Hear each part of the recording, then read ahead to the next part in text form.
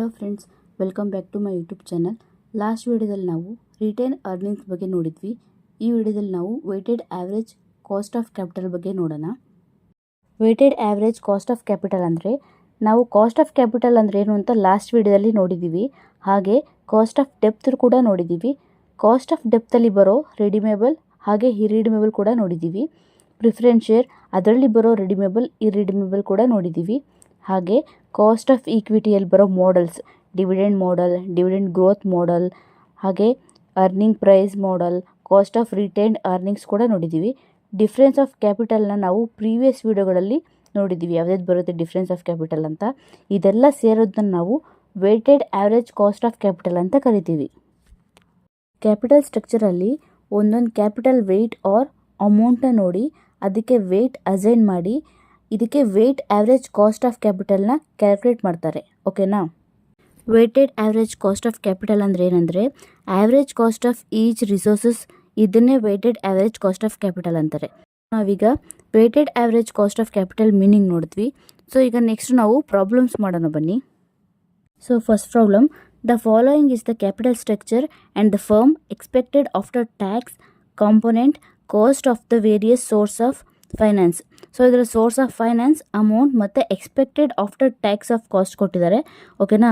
So ಇದರಲ್ಲಿ ಇವರು equity share capital 6,50,000 ಕೊಟ್ಟಿದ್ದಾರೆ, retired earnings 2,50,000, preference shares 1,50,000, depth capital 4,50,000 ಕೊಟ್ಟಿದ್ದಾರೆ.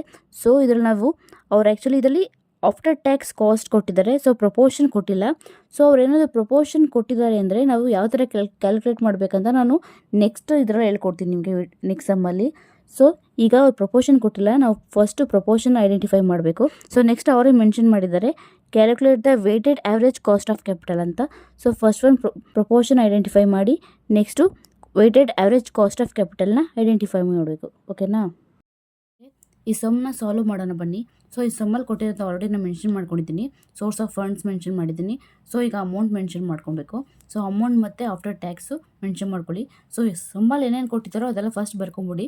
ಸೊ ನೆಕ್ಸ್ಟ್ ಐಡೆಂಟಿಫೈ ಮಾಡೋದು ಹೇಗೆ ನೋಡೋಣ. ಸೊ ಈಗ ನಾನು first amount ಬರ್ಕೊತೀನಿ.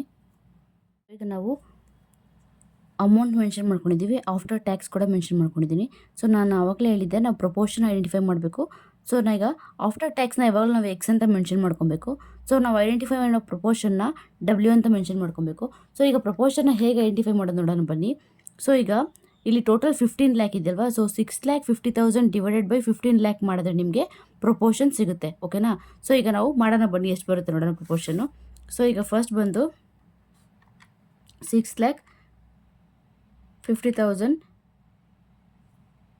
Divided by 15 lac into 100 ಮಾಡಬೇಕು.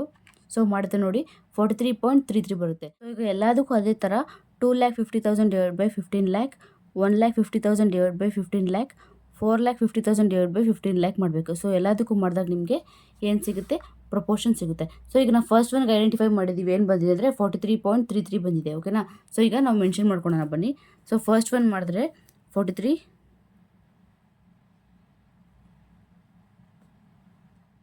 ಸೊ ಈಗ ನೆಕ್ಸ್ಟ್ ಒನ್ ಮಾಡಿದ್ರೆ ಸೊ ನೆಕ್ಸ್ಟ್ ಎಷ್ಟಿದೆ? 2,50,000 divided by 15 lac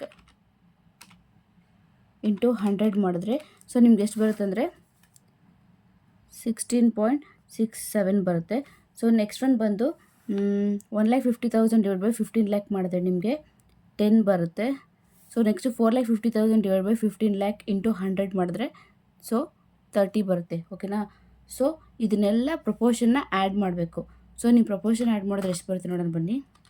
so 43.33 plus 16.67 plus 10 plus 30. So ಮಾಡಿದ್ರೆ ನಿಮಗೆ ಟೋಟಲ್ 100 ಬರುತ್ತೆ. ಓಕೆನಾ? ಸೊ ಈಗ ಪ್ರಾಡಕ್ಟ್ಗೆ ನಾನು ಹೇಳಿದ್ದೀನಿ, ಸೊ ಎಕ್ಸ್ ಇಂಟು ಡಬ್ಲ್ಯೂ ಮಾಡಬೇಕು. ಸೊ ಇವೆರಡು ಮಲ್ಟಿಪ್ಲೈ ಮಾಡಿದ್ರೆ ನಿಮಗೆ ಪ್ರಾಡಕ್ಟ್ ಸಿಗುತ್ತೆ. ಸೊ ಇದು ನೋಡೋಣ ಬನ್ನಿ. So 20 into 43.33. ಸೊ ಮಾಡಿದ್ರೆ ನಿಮಗೆ 866.6 ಬರುತ್ತೆ. ಸೊ ಹಾಗೆ ಒಂದೊಂದೇ ಮಲ್ಟಿಪ್ಲೈ ಮಾಡ್ಕೊಂಡೋಗಿ. ಸೊ ಈಗೆಲ್ಲ ಮಲ್ಟಿಪ್ಲೈ ಮಾಡಾಗಿದೆ. ಸೊ ಈಗ XWನ ಟೋಟಲ್ ಮಾಡಬೇಕು. ಸೊ ಈಗ XW ಬಂದಮೇಲೆ ನಾವು next weighted average cost of ಕ್ಯಾಪಿಟಲ್ನ ಫಾರ್ಮುಲಾಗೆ ಐಡೆಂಟಿಫೈ ಮಾಡಬೇಕು. ಸೊ ಇದು ಟೋಟಲ್ ಮಾಡಿದ್ರೆ ಎಷ್ಟು ಬರುತ್ತೆ ಅಂದರೆ 1760 ಬರುತ್ತೆ. ಓಕೆನಾ. ಸೊ ಈಗ ನೆಕ್ಸ್ಟ್ ನಾವು weighted average cost of capital formula ಹಾಕೋಣ ಬನ್ನಿ. ಸೊ ಈಗ weighted average cost of capital, so WCC ಅಂತೀವಿ. So is equal to sigma XW divided by sigma W. So sigma XW ಅಂದರೆ ಇದು ಬರುತ್ತೆ 1760. ಸೊ ಪ್ರಾಡಕ್ಟ್ ವ್ಯಾಲ್ಯೂ ಬರುತ್ತೆ, ಓಕೆನಾ. ಸೊ ಪ್ರಾಡಕ್ಟ್ ವ್ಯಾಲ್ಯೂ ಬಂದು XW ಆಗುತ್ತೆ. ನೆಕ್ಸ್ಟು ಸಿಗ್ಮಾ W ಅಂದರೆ ಪ್ರಪೋರ್ಷನ್ ಆಗುತ್ತೆ, ಓಕೆನಾ. ಸೊ ಈಗ ನಾವು ಫಾರ್ಮುಲಾ ಹಾಕಿದ್ದೀವಿ, ಅಪ್ಲೈ ಮಾಡೋಣ ಬನ್ನಿ. XW ಅಂದರೆ 1760 ಡಿವೈಡ್ ಬೈ ಸಿಗ್ಮಾ W ಅಂದರೆ ಎಷ್ಟು 100 ಇದೆ. ಸೊ 100 ಈಗ 2 ಎಷ್ಟು ಬರುತ್ತೆ ನೋಡೋಣ ಬನ್ನಿ. ಸೊ 1760 ಡಿವೈಡೆಡ್ ಬೈ 100 ಮಾಡಿದ್ರೆ ನಿಮಗೆ ಎಷ್ಟು ಬರುತ್ತೆ 17.6 ಬರುತ್ತೆ, ಓಕೆನಾ. 17.6% ಬರುತ್ತೆ. ಕ್ಯಾಪಿಟಲ್ ವ್ಯಾಲ್ಯೂ ಬಂದು 17.6%, ಓಕೆನಾ. ಸೊ ಇಲ್ಲಿಗೆ ಈ ಸಮ್ ಮುಗೀತು. ಈ ಸೆಕೆಂಡ್ ಒಂದು ಸಮ್ನ ಸೇಮ್ ಫಸ್ಟ್ ಒನ್ ಹೇಗೆ ಮಾಡಿದ್ದು ಅದೇ ಥರ ಇದೆ. ಸೊ ಈ ಸಮ್ನ ನೀವು ಆನ್ಸರ್ ಮಾಡಿ ನನಗೆ ಕಮೆಂಟ್ ಬಾಕ್ಸಲ್ಲಿ ಕಮೆಂಟ್ ಮಾಡಿ. ಸೊ ಈ ವಿಡಿಯೋ ನಾನು ಇಲ್ಲಿಗೆ ಮುಗಿಸ್ತಾ ಇದ್ದೀನಿ, ಮತ್ತು ನೆಕ್ಸ್ಟ್ ವಿಡಿಯೋದಲ್ಲಿ ನೋಡೋಣ.